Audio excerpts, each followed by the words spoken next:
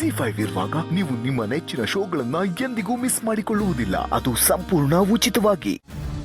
ತುಂಬಾ ಖುಷಿ ಆಯ್ತು ಮಗಳೇ. ನಮ್ ಹುಡುಗಿ ಆಗ್ಲೇ ಸಿಟಿಗೆ ಹೋಗ್ಬಿಟ್ಟು ಕೈ ತುಂಬಾ ಸಂಪಾದನೆ ಮಾಡಕ್ ಶುರು ಮಾಡ್ಬಿಟ್ಲು ಅಂತ ನಮ್ಗೆ ಎಷ್ಟು ಹೆಮ್ಮೆ ಆಗ್ತಿದೆ ಗೊತ್ತಾ ಮಗಳೇ. ನಿಂಗಲ್ಲಿ ಉಳ್ಕೊಳಿಕ್ಕೆ ವ್ಯವಸ್ಥೆ ಇದೆಯಂತೆ ಚಿಕ್ಕಪ್ಪ ಹೇಳಿದ್ರು. ಹೌದು ಚಿಕ್ಕಮ್ಮ, ಇಲ್ಲೆಲ್ಲ ತುಂಬಾ ಆರಾಮಾಗಿದೆ. ನಾನು ಕಷ್ಟಪಟ್ಟು ಚೆನ್ನಾಗಿ ದುಡ್ದು ನಿಮಗೆ ದುಡ್ಡು ಕಳಿಸ್ತಾ ಇರ್ತೀನಿ.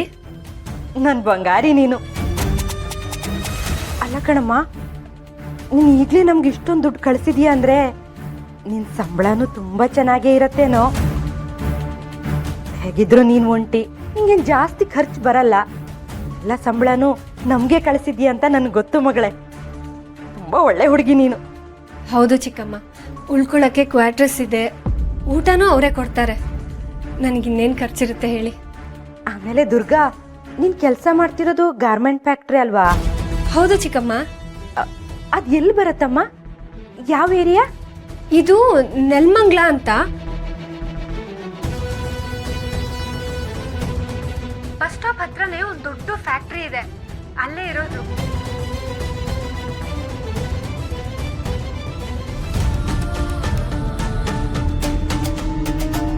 ಆಯ್ತು ಮಗಳೇ.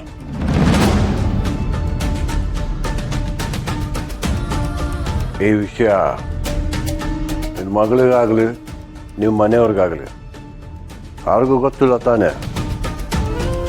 ಒಂದು ವೇಳೆ ಗೊತ್ತಾಯ್ತಂದ್ರೆ ಇಡೀ ನಿಮ್ಮ ಕುಟುಂಬದವ್ರಿಗೆ ದೇವ್ರ ಶಾಪ ತರುತ್ತೆ. ಅಯ್ಯೋ ಅಮೃತೇಶ್ವರ, ಅಮೃತೇಶ್ವರ, ಅಯ್ಯೋ ಗುರುಗಳೇ, ನಿಮ್ಮನೆಗೂ ನಾನು ಈ ವಿಷಯ ಯಾರಿಗೂ ಹೇಳಲ್ಲ. ಈಗಾಗಲೇ ಮಾತು ತಪ್ಪಿಗೆ ನೀನು. ನಾನು ಮನಸ್ಸು ಮಾಡಿದ್ರೆ ಈಗಲೇ ಶಿಕ್ಷೆ ಕೊಡ್ಬಲ್ಲ ನಿನಗೆ. ಅಯ್ಯೋ ಗುರುಗಳೇ, ನಾನು ಆ ದುರ್ಗನ ಇಲ್ಲಿ ಕರ್ಕೊಂಬರೋದಕ್ಕೆ ಎಷ್ಟು ಕಷ್ಟಪಟ್ಟಿದ್ದೀನಿ ಅಂತ ನಿಮಗೆ ಚೆನ್ನಾಗಿ ಗೊತ್ತು. ಅವಳು ವಾಪಸ್ ಮನೆಗೆ ಬಂದಿದ್ದಾಗಲೂ ನಾನು ಅವಳನ್ನ ಇಲ್ಲಿಗೆ ಕರ್ಕೊಂಬಂದಿದ್ದೀನಿ.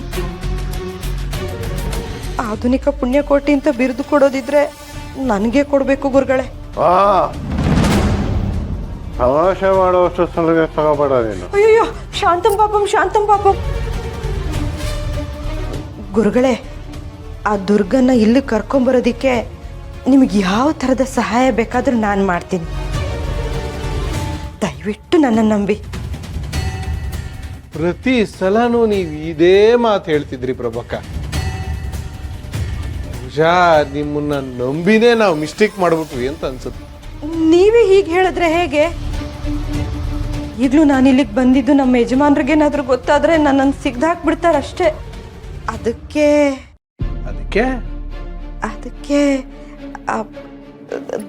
ದಾರಿ ಖರ್ಚಿಗೇನಾದ್ರೂ ಸ್ವಲ್ಪ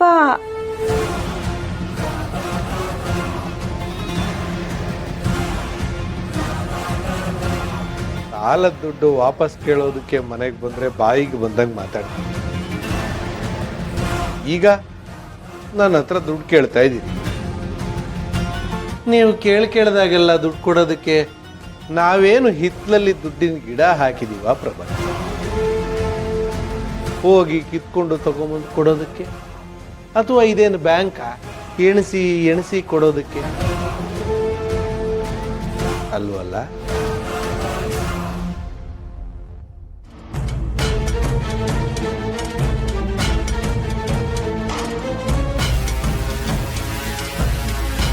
ಭಾಸ್ಕರ, ಗುರುಗಳೇ, ಏನು ಮಾಡಬೇಕು ಅಂತ ಗೊತ್ತು ಅಲ್ಲ?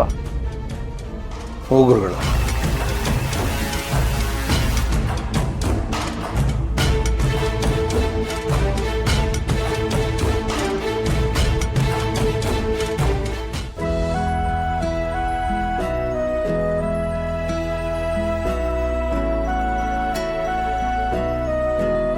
ಏನು ಇಲ್ವಲ್ಲ, ತಿಂಡಿ ಏನು ಮಾಡಲಿ ನಾನು?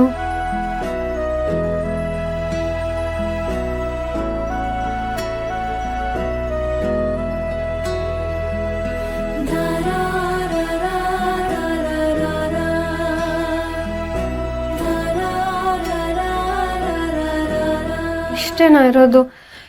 ಇದರಲ್ಲಿ ಏನು ಮಾಡೋಕ್ಕಾಗುತ್ತೆ?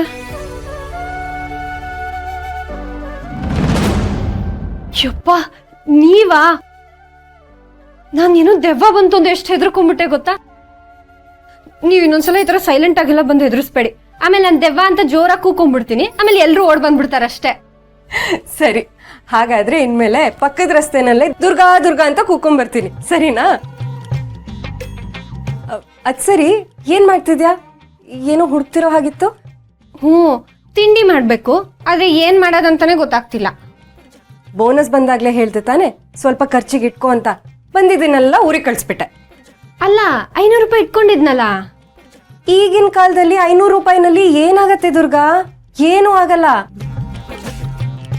ನೀನು ಇಲ್ಲಿಗೆ ದುಡಿಯಕ್ ಬಂದಿದ್ಯಾ ನಿಜ, ಆದ್ರೆ ನೀನ್ ಹೊಟ್ಟೆ ಬಟ್ಟೆ ಕಟ್ಕೊಂಡು ದುಡಿತಾ ಇದ್ರೆ ನಿನ್ ಆರೋಗ್ಯಕ್ಕೆ ಏನಾಗ್ಬೇಕು? ನೀನ್ ಚೆನ್ನಾಗಿದ್ರೆ ತಾನೆ ಸರಿಯಾಗಿ ಕೆಲಸ ಮಾಡೋದಕ್ಕಾಗದು. ಅಲ್ಲ, ಮಧ್ಯಾಹ್ನದ ಊಟನೂ ಫ್ಯಾಕ್ಟ್ರಿಲೇ ಮಾಡ್ಕೋತೀನಿ, ಸಂಜೆ ಹೊತ್ತು ಕೆಲವು ಸಲ ಅಲ್ಲೇ ಊಟ ಮಾಡ್ಕೊಂಬರ್ತೀನಿ. ಇನ್ನೇನು ರಾತ್ರಿ ಊಟ ಬೆಳಗ್ಗೆ ತಿಂಡಿ ಅಷ್ಟೇ ಮಾಡ್ಕೋಬೇಕು. ಒಂದ್ ಕೆಲಸ ಮಾಡು, ಪ್ರತಿ ತಿಂಗಳು ನಿನ್ ಖರ್ಚಿಗೆ ಅಂತ ಊಟ ತಿಂಡಿ ಬಟ್ಟೆ ಅದಕ್ಕೆಲ್ಲ ಎಷ್ಟು ಖರ್ಚಾಗತ್ತೆ ಅಂತ ಒಂದ್ಸಲ ಕೂತ್ಕೊಂಡು ಲೆಕ್ಕ ಹಾಕು. ಈಗ ಅಕ್ಕಿ ಮತ್ತೆ ಹಾಲಿದೆ ಅಲ್ವಾ? ಹ್ಞೂ, ಸಿಹಿಗೆ ಏನಿದೆ? ಬೆಲ್ಲ ಅಥವಾ ಸಕ್ಕರೆ ಇದೆಯಾ? ನೋಡ್ತೀನಿ. ಹ್ಞೂ, ಬೆಲ್ಲ ಸ್ವಲ್ಪ ಇದೆ. ಸರಿ, ಆಗಿದ್ರೆ ನಾನು ನಿನಗೊಂದು ರೆಸಿಪಿ ಹೇಳ್ಕೊಡ್ತೀನಿ. ಮೊದಲು ಅಕ್ಕಿನ ಬೇಯಕ್ಕಿಡು. ಹಾಲಲ್ಲೇ ಬೇಯಿಸ್ಬೇಕು.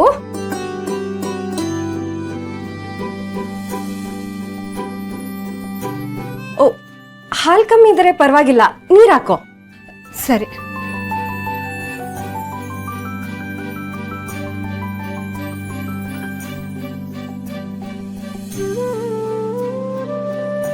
ಇದನ್ನ ಸಿಹಿ ಅನ್ನ ಅಂತಾರೆ, ಕೆಲವು ಕಡೆ ಅಕ್ಕಿ ಪಾಯಸನೂ ಅಂತಾರೆ. ಅಕ್ಕಿ ಪಾಯಸನ? ಏನಾಯ್ತು ದುರ್ಗಾ? ಅಕ್ಕಿ ಪಾಯಸ ಅಂದಾಗ ನನಗೆ ನಮ್ಮಪ್ಪ ನೆನಪಾದ್ರು.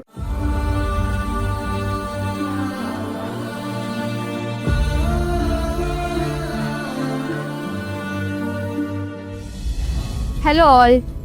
ಶರತ್ ಸಾಹೇಬ್ ದುಬೈಗೆ ಹೋಗಿರೋದ್ರಿಂದ ಇವತ್ತು ಆಫೀಸಿಗೆ ನಾನು ಬಂದಿದ್ದೀನಿ. ಆ್ಯಂಡ್ ಕೆಲವೊಂದು ರೆಸ್ಪಾನ್ಸಿಬಿಲಿಟೀಸ್ ಕೂಡ ಕೊಟ್ಟಿದ್ದಾರೆ. ಸೊ ಅದನ್ನೆಲ್ಲ ನಿಮ್ಮ ಸಹಾಯದಿಂದ ಮಾಡಬೇಕಾಗಿದೆ. ಆ್ಯಂಡ್ ನನಗೆ ಅಷ್ಟೊಂದೇನು ಗೊತ್ತಿಲ್ಲ, ಆ್ಯಂಡ್ ನನ್ನ ಎಕ್ಸ್ಪೀರಿಯನ್ಸ್ ಕೂಡ ಇಲ್ಲ. ಶರತ್ ಸರ್ ನಿಮಗೆಲ್ಲ ಹೇಳಿರ್ಬೋದಲ್ಲ ನಂಗೆ ಟ್ರೈನ್ ಮಾಡಿ ಅಂತ. So hope you all support me. ಸರಿ, ನಿಮ್ಮ ಕೆಲಸ ಮಾಡಿ.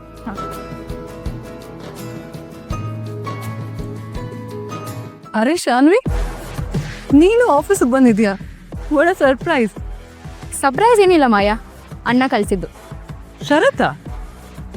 ಅಣ್ಣ ದುಬೈಗೆ ಹೋಗಿದ್ದಾನಲ್ಲ, ಅದಕ್ಕೆ 2 days ಫ್ಯಾಕ್ಟ್ರಿನ ನೀನೇ ನೋಡ್ಕೊ ಅಂತ ನನ್ನನ್ನು ಕಳಿಸಿದ. ವಾಟ್? ಶರತ್ ದುಬೈಗೆ ಹೋಗಿದ್ದಾರಾ?